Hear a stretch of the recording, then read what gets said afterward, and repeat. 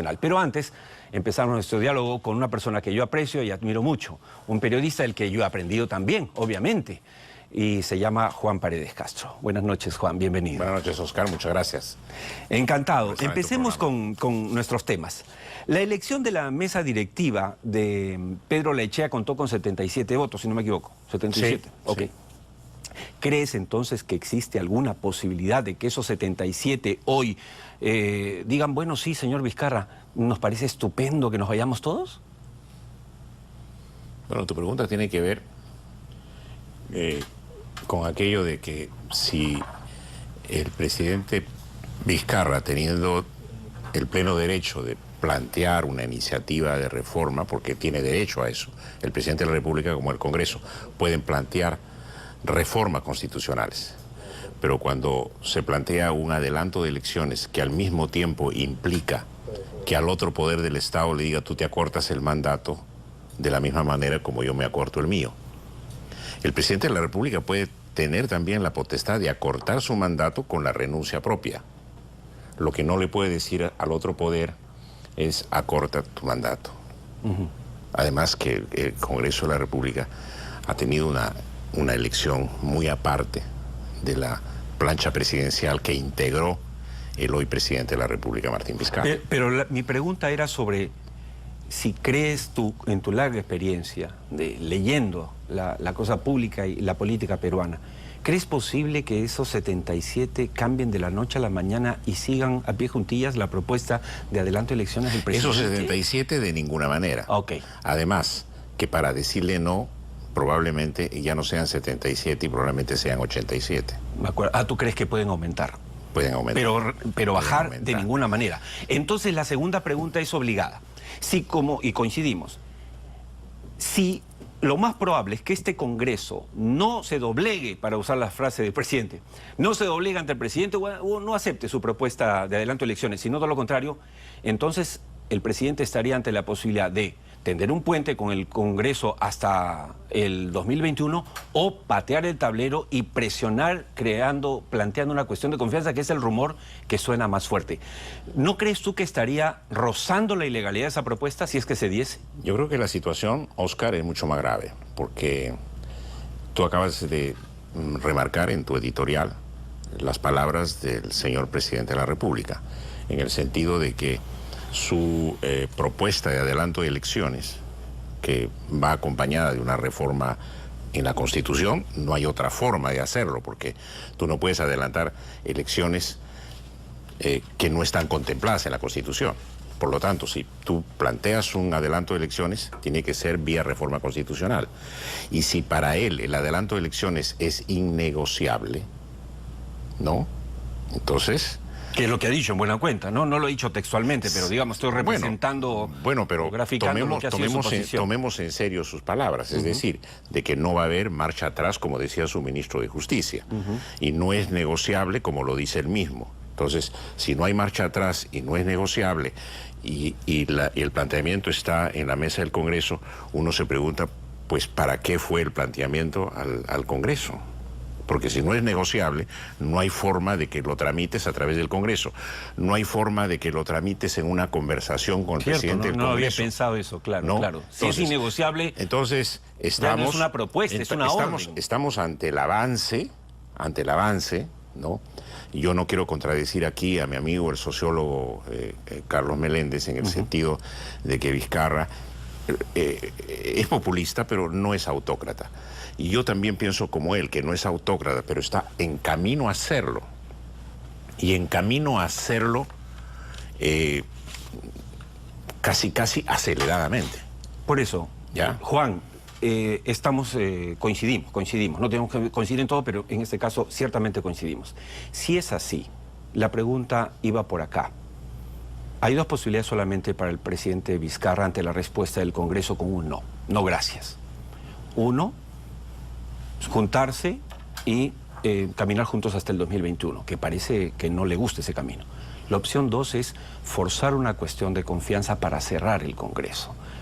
¿Tú crees que que es un rumor fuerte, que él está en ese plan, pero no crees tú que estaría arriesgando, digamos, su propio futuro personal hablo que podría estar cometiendo infringiendo la ley. Cuando no se había llegado al discurso del 28 de julio con el planteamiento de adelanto de elecciones, y ya habíamos pasado por una presión sobre el Congreso del presidente Vizcarra para que se aprobaran reformas, ¿no es cierto? Y muchas de esas reformas han sido aprobadas. Creo que quedó solamente, a disgusto del presidente, el tema de la determinación de la potestad de la inmunidad, si estaba en el Congreso o si estaba en el Poder Judicial, ¿no es cierto? El planteamiento del presidente era que estuviera en el Poder Judicial, pero era un rango y una prerrogativa muy propia del Congreso. El que 3 o 4 congresistas hubiesen salido por la pata de los caballos, ¿no?, violando esa inmunidad, no quería decir que la institución, el Congreso y la prerrogativa constitucional fueran malas. ¿No? A veces se confunden esas cosas. Bueno, cuando ocurrió ya esa... La excepción no hace la norma. Así es, cuando ocurrió ya esa presión sobre el Congreso, se hablaba de si podía haber una cuestión de confianza sobre reformas constitucionales. Y se esperaba que el 28 de julio fuese esa oportunidad. Así es. Pero no la tomó. Pero no la tomaron. Pero el presidente del Consejo de Ministros tuvo una declaración muy clara, en el sentido de que no la tomaron porque no encontraron razones impecables para hacerla. Así es. Quiere decir que no la podían hacer, porque cuando... Ergo no podrían hacerla ahora, según tu lectura. Porque mira, una reforma constitucional solo la puede hacer el Congreso, porque el Congreso es un poder constitucional derivado, ¿no? Un poder constituyente derivado, me corrijo, ¿no? Entonces, como órgano constituyente derivado, es el único que puede determinar una reforma constitucional y sobre la cual no puede haber observación alguna. Por lo tanto, el presidente de la República no puede decirle, hago cuestión de confianza porque esta reforma constitucional usted la está negando o la está deformando. Y ahora va a pasar lo mismo. No puede hacer cuestión de confianza sobre este pedido de reforma pero se está hablando mucho de eso y por eso lo ponía sobre la mesa. Por lo siguiente, ¿no? Gente que conversaba hoy, ¿no? Amigos, que no tenían conciencia, que también quieren, como mucha gente que tú y yo estamos hablando, que quieren que se cierre el Congreso, porque no lo soportan. Claro. Y le decía, ustedes saben que si se cierra el Congreso vía cuestión de confianza, el rechazo y cierre dentro de la Constitución, la Comisión Permanente, que está integrada en 80%, y creo que tenemos una foto de la Comisión Permanente para mostrarla, odian a muerte al presidente. O sea, va a ser unos 6 meses de odio, de una guerra visceral tremenda. Pero eso siempre y cuando lo cerrase constitucionalmente. Claro, cerrase constitucionalmente. Pero yo lo que veo, estamos volviendo otra vez al escenario del avance de él hacia una posición autócrata. Entonces, saliendo, ¿tú crees que salga de los linderos de la Constitución, ese Juan? Es el no te había peligro. escuchado eso. Es que mira, si el presidente dice que esto es innegociable y por el otro lado tú ves de que no hay manera de plantear una cuestión de confianza sobre Juan, una reforma constitucional. Normalmente muy mesurado, muy moderado. ¿Estás diciendo que crees que realmente el presidente está ante la posibilidad de convertirse en un dictador? Cerrando el Congreso fuera de la Constitución. El peligro que he advertido yo en mi última columna publicada en El Comercio, ¿no?, precisamente tiene que ver con eso, porque yo planteo una pregunta en el sentido de qué le oculta el presidente Vizcarra al país. Y yo creo que podría estarle probablemente ocultándole una buena noticia, de que al final de cuentas pueda decir él, señores, lo he visto bien, lo he revisado bien, ¿no? Y he llegado al convencimiento de que no hay manera de plantear una cuestión de confianza sobre una reforma constitucional. Por lo tanto, yo retiro mi propuesta de adelanto de elecciones y pues vamos a entrar en un diálogo y vamos a ver cómo salimos de este entrampamiento de otra manera. Pero ojalá fuera eso. Podría ser una de las cosas. Tambores de guerra. Él podría estar ocultando eso. Lo otro que podría estar ocultando es su decisión terminante de ir hacia un cierre del Congreso, ¿no? Llámenle o no inconstitucional, llámenle o no de la forma que quieran llamarlo, pero la decisión de él ya podría estar tomada. y, No, preocupante, y preocupante vayamos lo a que ver dices. cuáles sean las consecuencias. Ojalá que te equivoques, ojalá que te equivoques. Mira, esto es como un amasijo, ¿no es cierto? No lo veo O sea, dictador, Vizcarra, no lo veo dictador. Yo tampoco ni quiero verlo, ni lo veo en este momento, ni quisiera verlo. Pero si tú ves las cosas que han ocurrido en nuestro país. Claro, si tú dices ¿no? que si camina como pato, si es amarillo como pato y... no, entonces es pato. Bueno, en el escenario de que esto se Pero diera, el escenario que esto se diera, que él planteara una cuestión de confianza no siendo constitucional, arriesgándose a que casi en el mismo acto el Congreso esté planteando una vacancia por ese mismo procedimiento inconstitucional del presidente. Entonces, estaríamos asistiendo a dos actos muy fuertes y duros para el país, y que te plantean la pregunta: ¿a qué viene todo esto tan innecesariamente? Sí. Amigos televidentes, estamos en vivo y en directo por ATV+, en Cara y Sello. Estamos conversando con Juan Paredes Castro, pero repito, para quienes nos están inscribiendo por las redes, que efectivamente no me equivoqué, no es que estoy loco. En el segundo bloque del programa va a estar con nosotros el vicepresidente del Consejo de Minería, el que ha puesto en suspensión o en suspenso la licencia de construcción de Tía María mientras se evalúa. El doctor Luis Panizo Uriarte nos ha hecho el honor de aceptar nuestra invitación.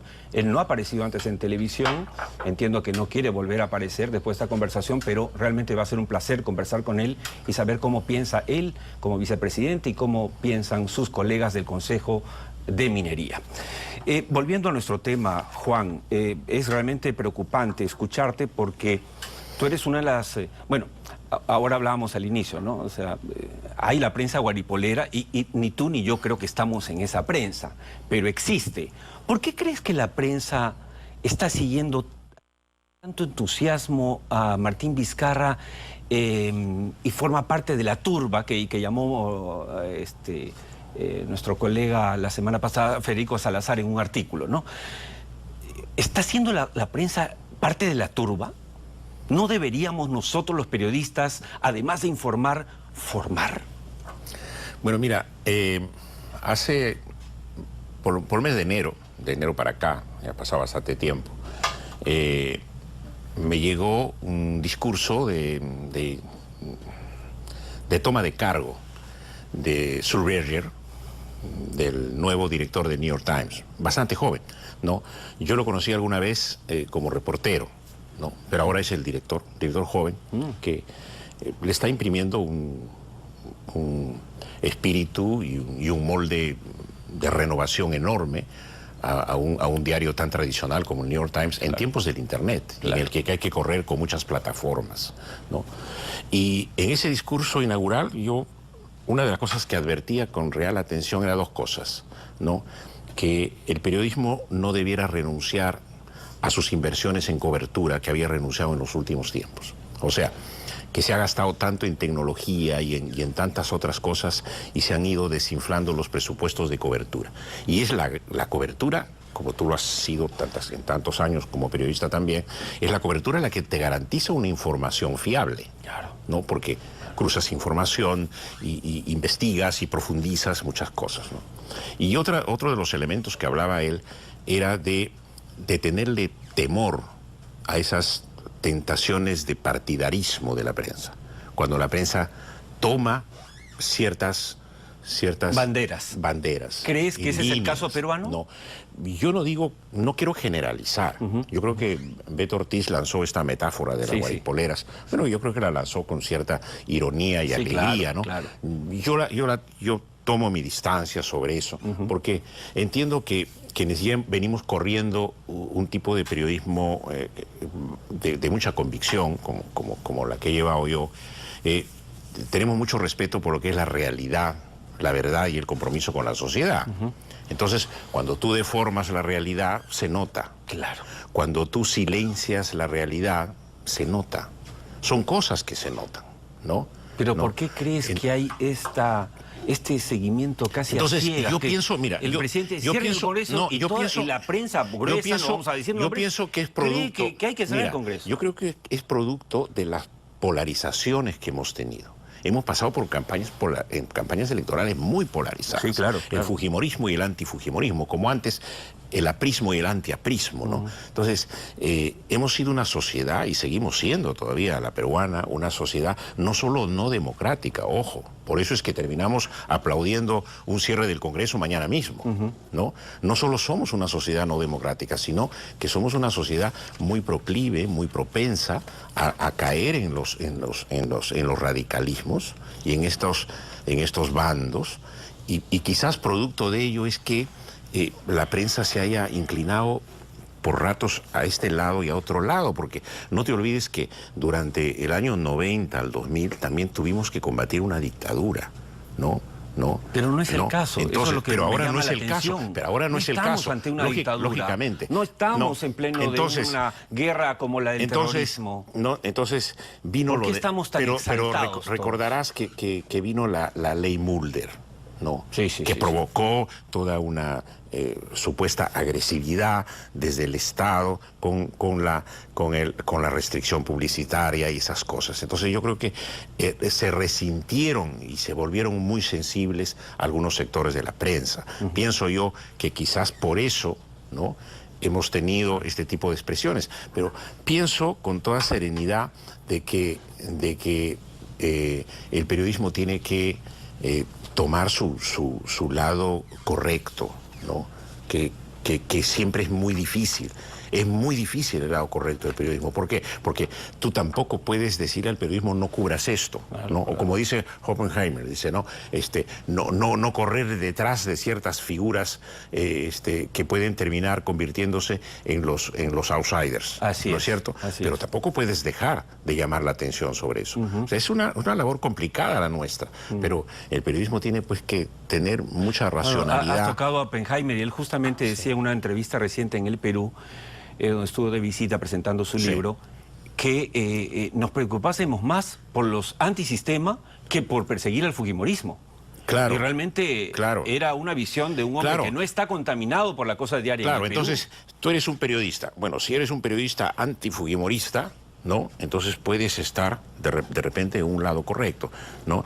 Y si no lo eres, podría ser sospechoso precisamente porque no lo eres, ¿no? Entonces yo creo que esos partidarismos pueden estar deformando las posiciones correctas del periodismo, que es simplemente el compromiso con la verdad y con la sociedad. Juan, no quiero que me gane el tiempo y te agradezco mucho que hayas estado esta noche con nosotros.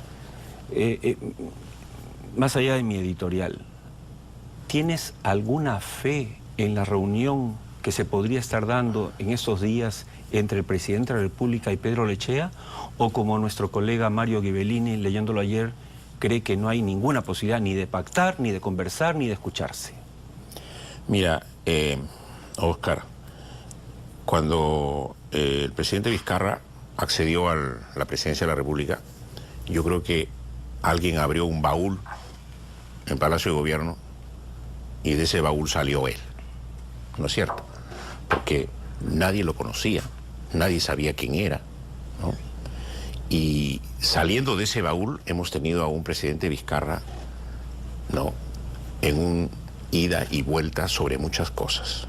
Nos planteó una reforma de justicia que reemplazara al Consejo Nacional de la Magistratura, que precisamente pusiera orden en los poderes fiscal y judicial.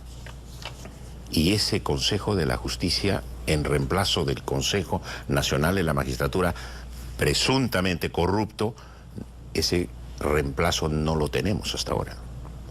Nos planteó un referéndum para ir a reformas políticas como el de la reelección, que yo la veo nefasta. Hemos perdido la posibilidad de tener una bicameralidad, ¿no? El financiamiento de los partidos.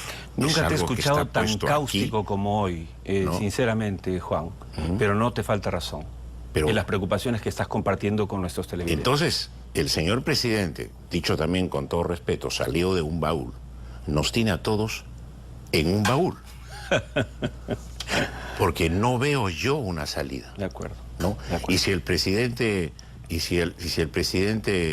del Congreso, el señor Olaechea, va a tener que dialogar con el presidente de la República, y yo me pongo del lado del presidente de la República en el sentido de que tienen que dialogar en Palacio de Gobierno, pero los dos solos, ¿no? Pero no el presidente del Congreso formando parte también de una reunión general que tiene el presidente ese día con otras personalidades. Sí, claro. Es muy importante la reunión y yo creo que si el país está como está, Oscar, es porque hemos venido rechazando al otro, unos rechazando a otros y estando en eso ya 3 años, ¿no? De acuerdo. Es el momento de conversar, de fijar metas, porque mira, en toda América Latina nosotros hemos sido un modelo de democracia, un modelo de crecimiento económico. Ahora estamos perdiendo ese rango. Así es, de acuerdo. Y no es posible que nadie nos quite la oportunidad de todos los peruanos de poder mirar el futuro de otra manera, ¿no? Juan, muchas gracias. Muchas gracias por estar con nosotros. Gracias a ti. Recuerden, amigos, que esta conversación pueden volverla a ver hoy a las 11 de la noche en la repetición de Caricello. Muchas gracias. Hasta siempre. Gracias a ti.